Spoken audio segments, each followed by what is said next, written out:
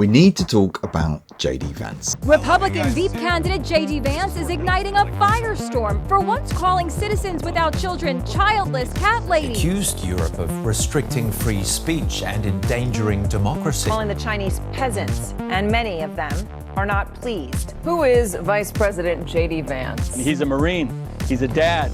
He's incredibly smart. JD Vance is the future, period. He comes wholly from this very, very obscure, eccentric, right-wing subculture of tech billionaires. He's a very dangerous fake. JD Vance is one of the most high-profile and controversial vice presidents in American history. He's become known for his dislike of Ukraine, for being the target of online memes and accusations about eyeliner, and for having a slightly odd vibe. These guys are creepy and yes, just weird as hell. That's what you see.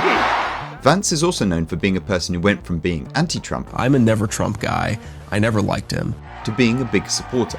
He's the best president of my lifetime, and he revealed the corruption in this country. One result of this is that many have argued Vance is just a grifter without any real ideas, but I think this is a mistake. Certainly Vance is opportunistic and is hungry for power. He is a politician after all. But I think seeing Vance as merely a grifter underestimates how ideological he is. We have to honestly and aggressively attack the universities in this country. Fire every single mid-level bureaucrat, every civil servant in the administrative state, replace them with our people. Vance has ideas and ideology. That's why calling him weird struck a chord. These ideas have grown out of a type of conservatism, often called the New Right, one that will, with Vance the frontrunner to succeed Trump, only become more important. But these ideas are also built on several contradictions. And so, in this video, I don't just want to explain JD Vance's ideology, but also identify 3 problems that will lead these ideas, as well as the man himself, straight into disaster. JD Vance, welcome to the NewsHour. JD Vance first appeared on the scene in 2016 with the publication of Hillbilly Elegy, which tells Vance's story of growing up in poverty in Midtown Ohio. But Vance also attracted attention because he seemed to be able to help explain the white working class voters that had been attracted to Donald Trump. Do they want tangibly to come out of this election? Well, I think that tangibly what they want is fundamentally a change of direction. As Trump's presidency progressed, Vance continued to appear a bit on TV, but kind of faded from the scene. Are you a racist? Then, in 2021, he was back, running for a Senate seat in Ohio. You have elites in the ruling class that have plundered this country, that have made it harder for middle-class Americans to live a normal life. It was quite the change. Vance had gone from being this sort of polite, softly spoken, literary writer to being a Trump-supporting populist, now with a beard. New Vance won the Senate race, and in July 2024 he was picked as Trump's VP. By now he had a wide agenda, an economic policy based on tariffs and an isolationist foreign policy. But in this video I want to focus on a different aspect of his thinking, something that connects old Vance and new Vance, and that explains a lot about his beliefs and actions. I'm talking about culture. We have lost big business, we've lost finance, we've lost the culture, we've lost the academy. But I'd be honest with you, the culture war that we fight in this country, I worry that many conservatives underappreciate the challenge that we face. The American political culture was deeply diseased. You can actually trace Vance's interest in culture back to his book, the full title of which is A Memoir of a Family and Culture in Crisis. Homes are a chaotic mess. At least one member of the family uses drugs.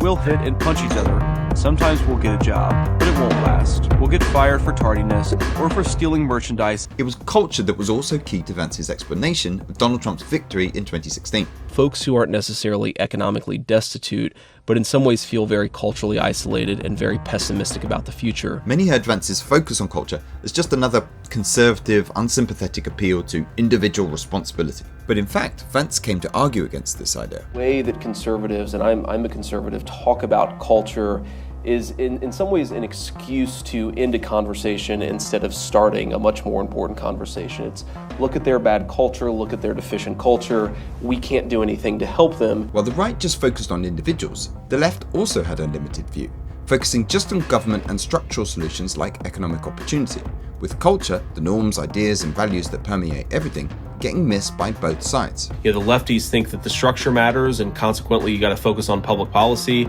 The righties think that personal agency matters and you've got to focus only on the individual choices that people make. I just think that most normal people recognize that the environment, the culture that you grow up in, the things that you see, the examples that you're exposed to, the sense of possibility that you acquire from observing the world around you That's very important.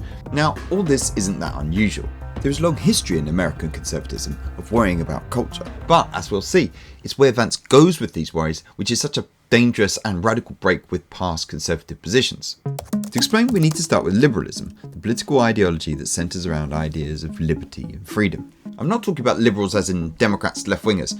I'm talking about philosophical liberalism that you can find supporters of on both the left and right, which is why, by the way, you can find liberals used as a name for both conservative and left-wing parties. One way to think about liberalism is two types of liberty, economic liberty and personal liberty. First, there's those that want what they call economic liberty, lower taxes, less regulation and so on, versus those who want a bigger role for the state in the economy, taxing and maybe even owning businesses. This is the traditional left-right divide. Then there's those who support personal liberty, whether that's religion, drugs, gender, whatever, against social conservatives who are more opposed. Here is where you'll find most Democrats, supporting personal liberty but wanting the state intervening in the economy.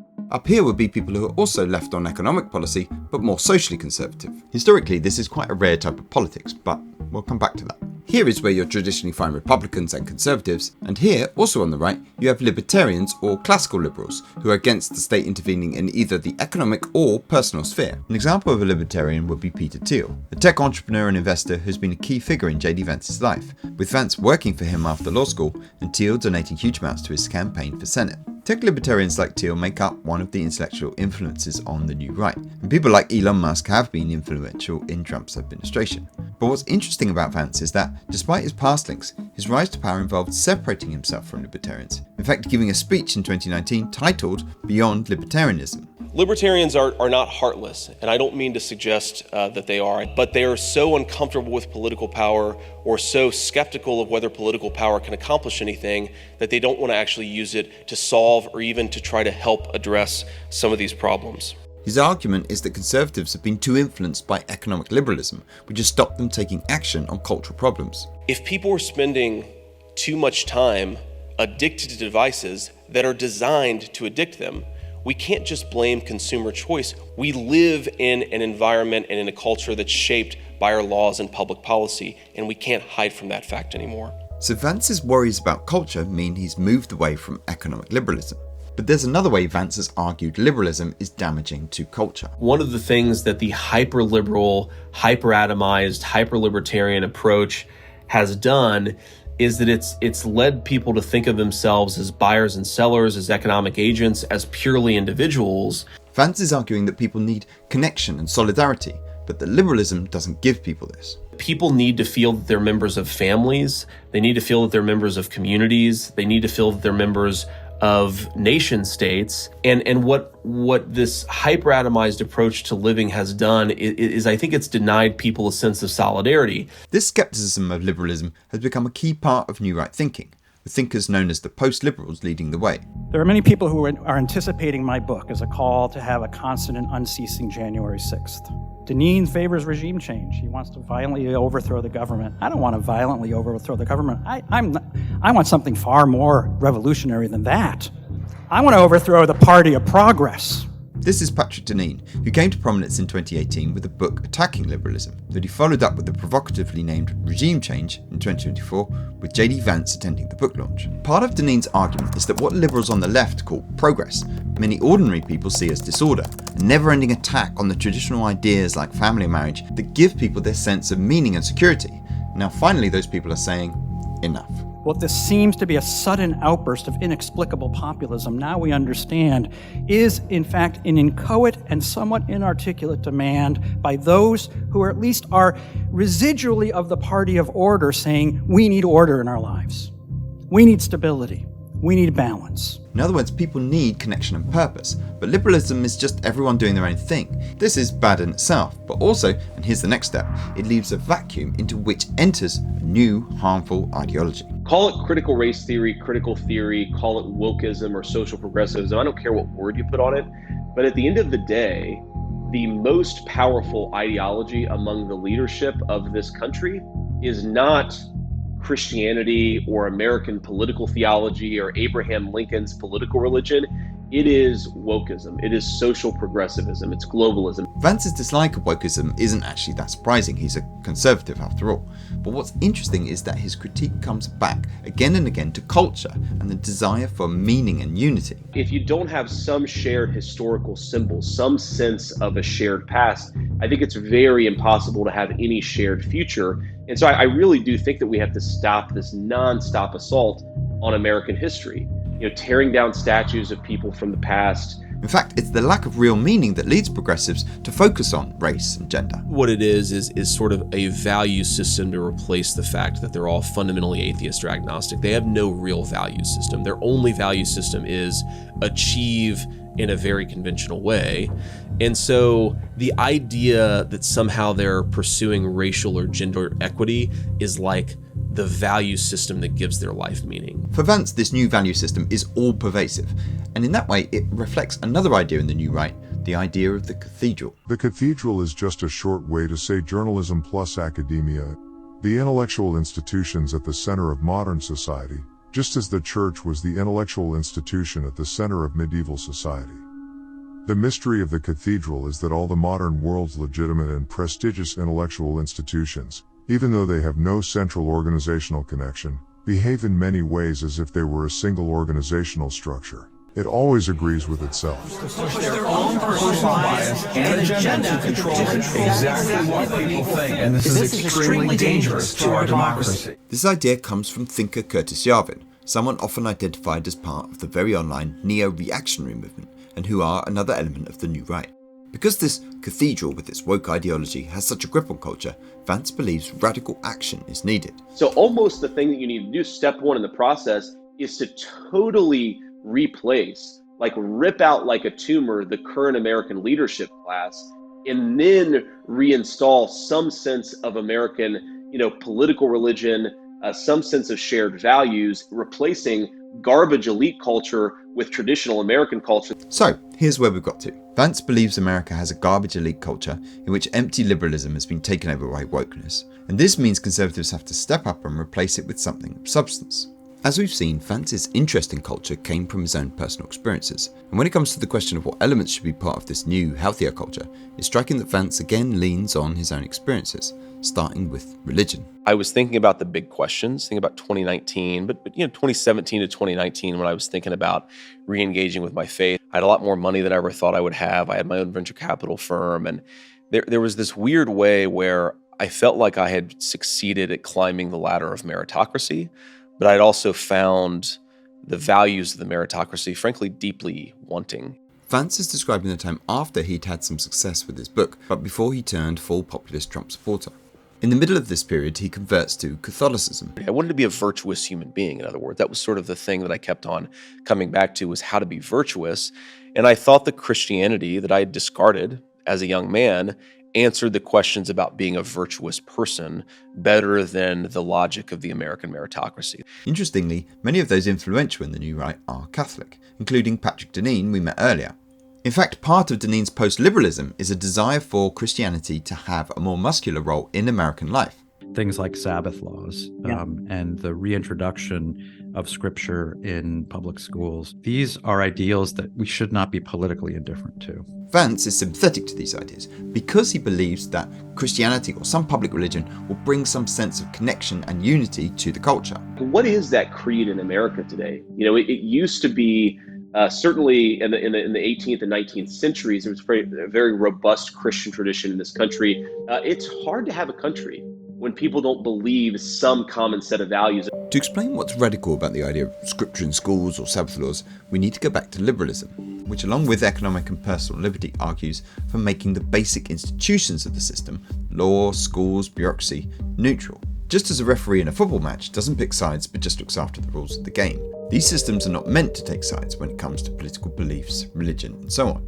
For example, Vance talks a lot about free speech, which is meant to be protected regardless of the political content of that speech. America also has the idea of separation between church and state. Based on this principle, the courts have, for example, ruled against displaying the 10 Commandments in public buildings like courts or schools, because such public buildings should be neutral and not endorsing particular religions. However, one of the strands of new right thinking is to reject this, with groups such as Catholic Integralists arguing the state should follow the Church's moral teaching, and Christian nationalists arguing the state should be explicitly Christian in nature.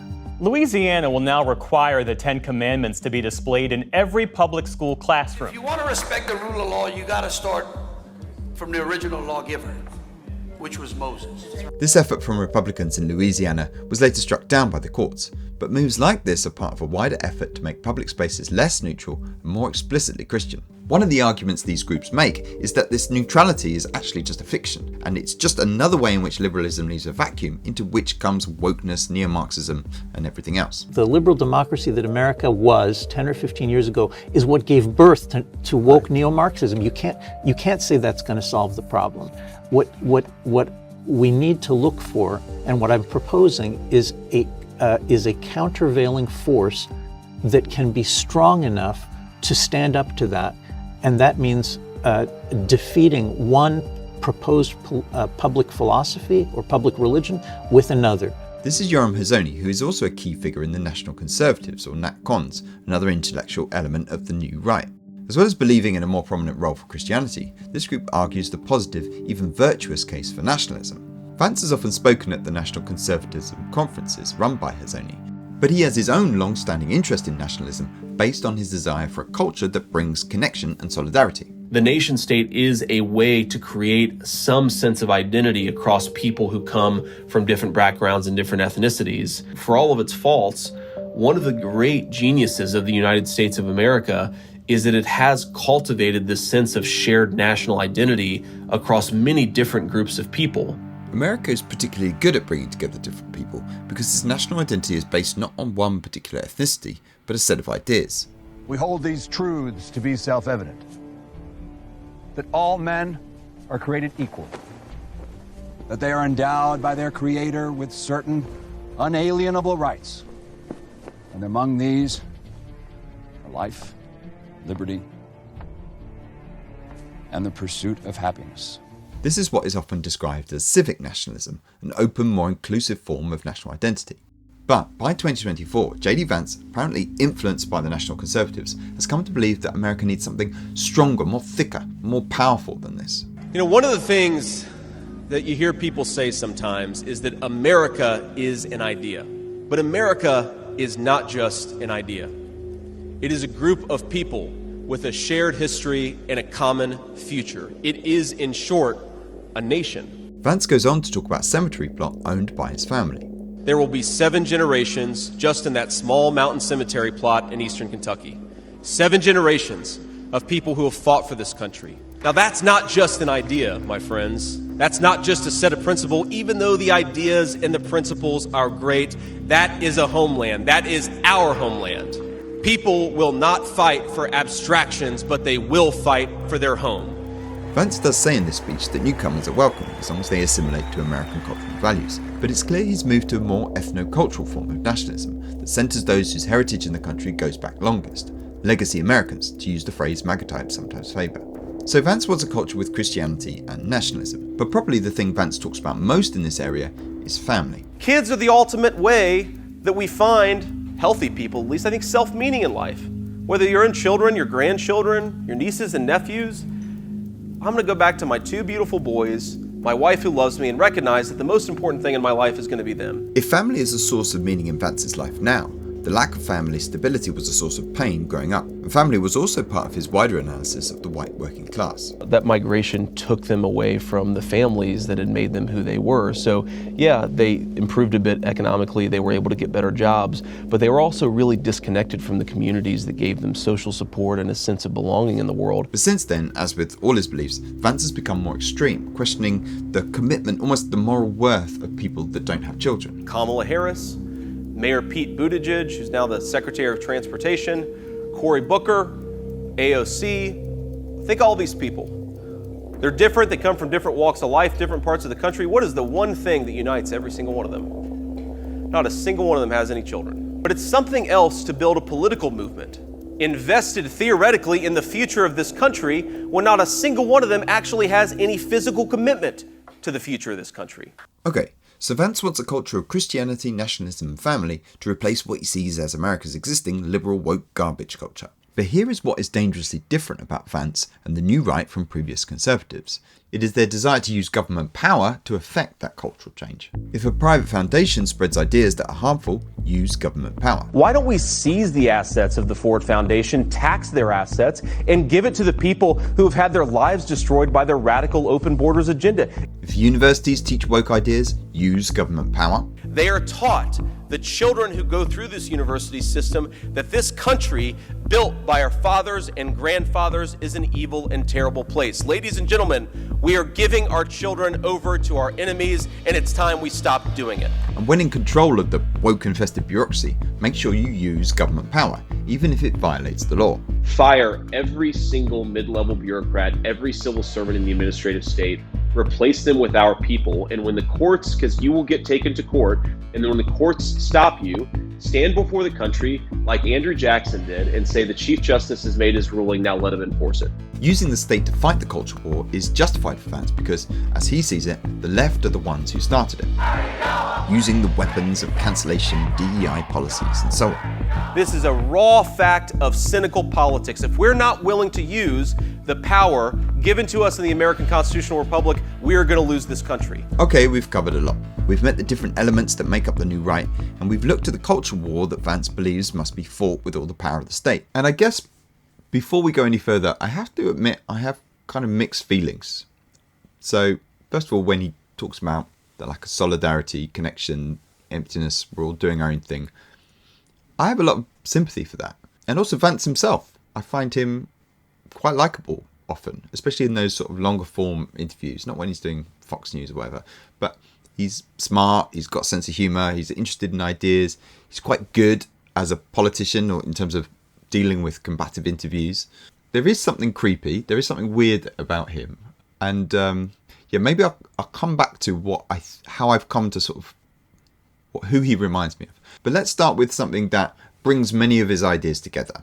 Their anti-liberalism. As we've seen, Vance is against libertarians and economic liberalism, and he's sceptical of personal liberty with the socially conservative agenda of religion and family, all of which he's happy to use state power to promote, even if that means compromising the neutrality of the system. Now, few these days are proud to be called liberal. It's a kind of low status word on the left and right, but I want to explain why I think that's a mistake. What this hyper-atomized approach to living has done is I think it's denied people a sense of solidarity. Vance's criticism of liberalism being empty of meaning isn't new. In fact, there's a long history, even amongst liberals and those on the left, worrying about isolation, community, and noting the importance of culture for a strong society. But actually, the emptiness of liberalism isn't a mistake.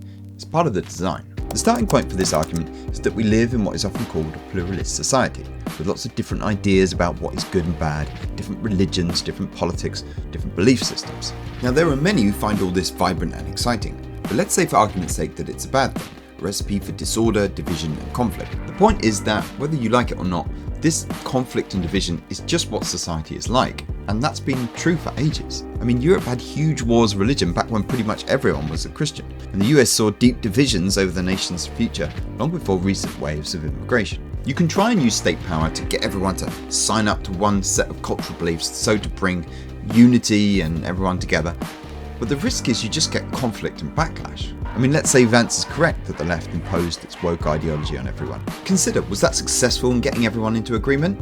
It certainly didn't lead to unity. People are different and will always clash. That's one of liberalism's central insights. And given that, it's better just to have a system that lets people do, kind of what they want to do as much as possible. Also, how is Vance so sure he knows what's best for everyone? The values of religion, nation, and family have a long history of being important to people. Personally, they're important for me too.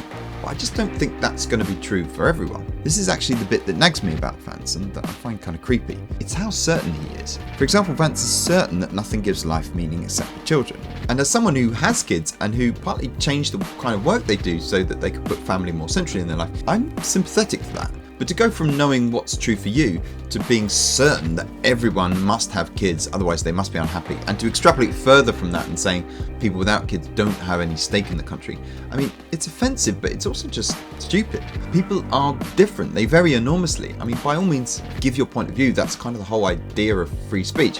But to go further than that, it just doesn't make any sense. Besides, people without children still have families, cousins, nephews, nieces. And think of all the doctors, soldiers, emergency workers, many of whom won't have children, but all demonstrating more physical commitment to the future of the country than JD Vance. I've been thinking about this, and the type of person that Vance reminds me of is the evangelical New Believer.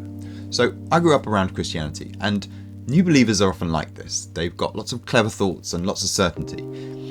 And it's a bit of a contrast with people who have longer standing faith. I was thinking of this when Vance was using the concept of ordo amoris, which is this medieval concept from Thomas Aquinas, a theologian from the past. And he was using it to justify slashing America's aid budget. And he was called out by the Pope, who reminded him of the story of the Good Samaritan, which is, it's a story that comes direct from Jesus and that even children know about. That's classic New Believer.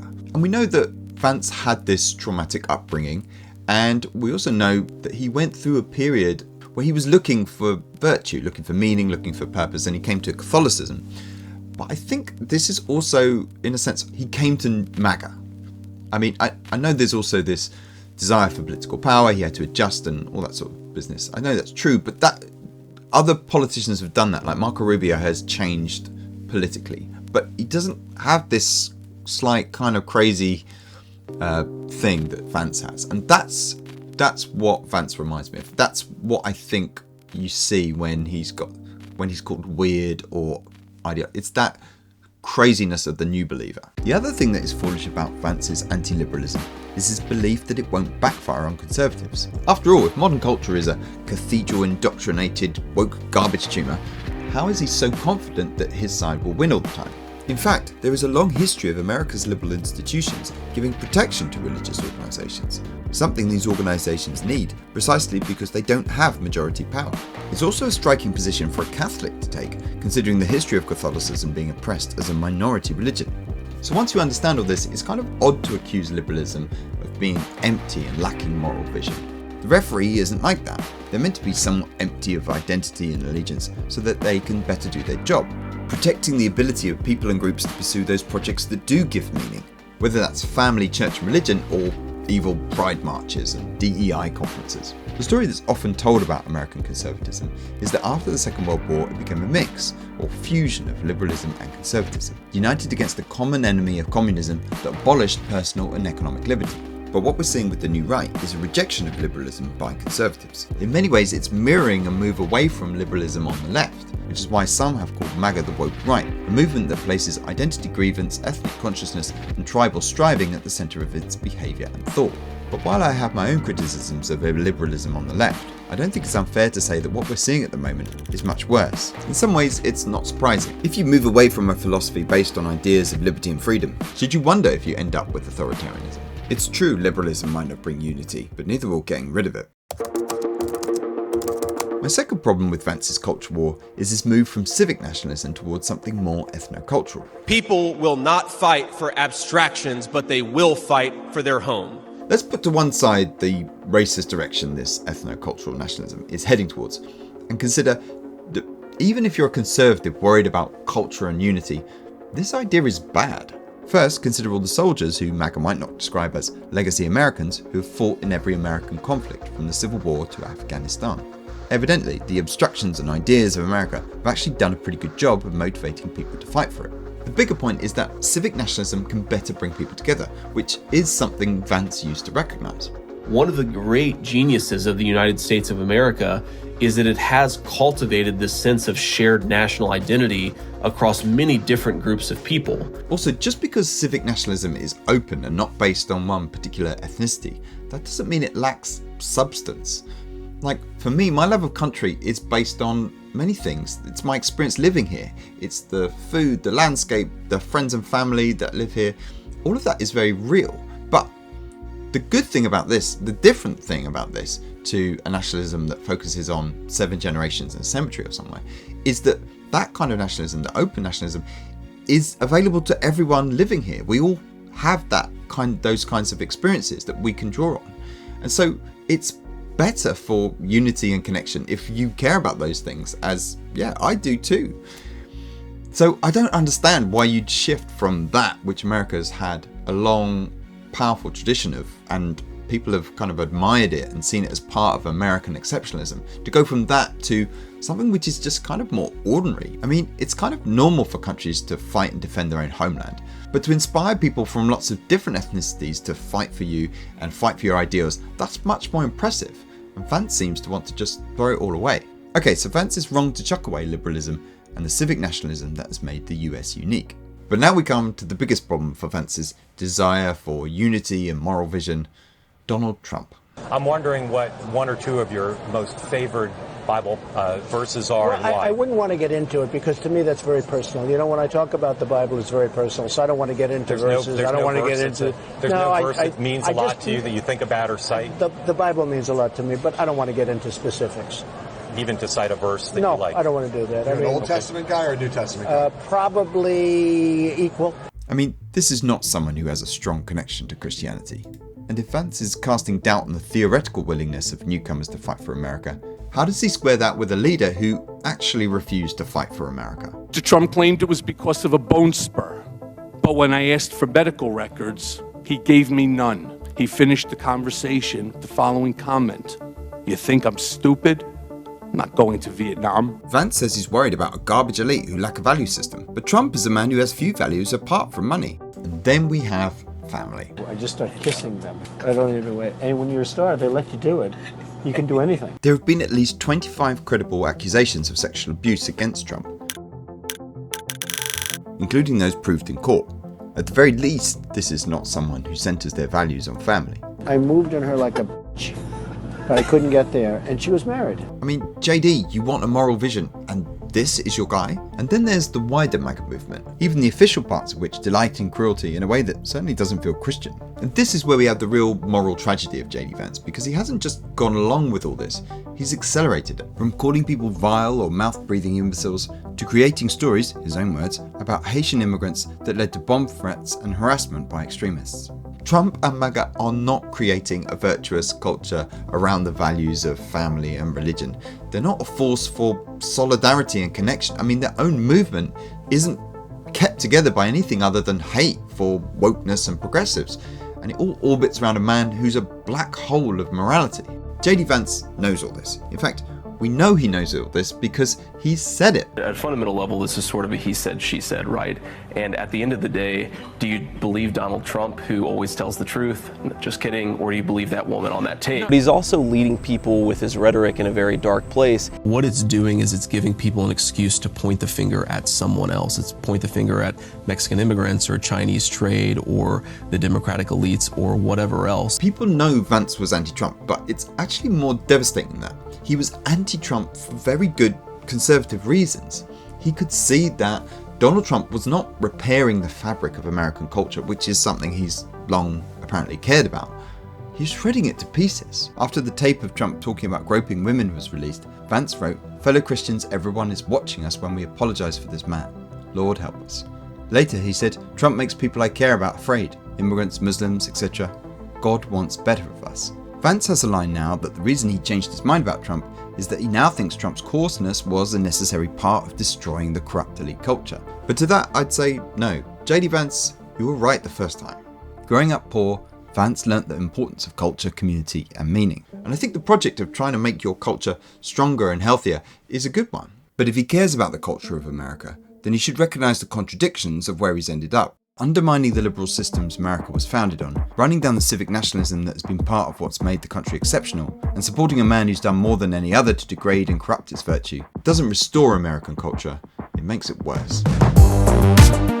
If you enjoyed that video, the next video you should watch is all about how Trump broke the populist international right. We've had several elections, Canada, Australia, now Romania, where the more pro-Trump, Trump-like candidate has lost the election. And this video actually goes deeper than just Trump's lack of popularity abroad to what's underneath that. What's the sort of deeper reason at the ideas level that explains what's going on there. Also below you'll find links to my Substack. There's lots of good stuff in there, and thank you to all the people who are supporting these videos and me on those paid tiers. So if you want to do that, that would be lovely.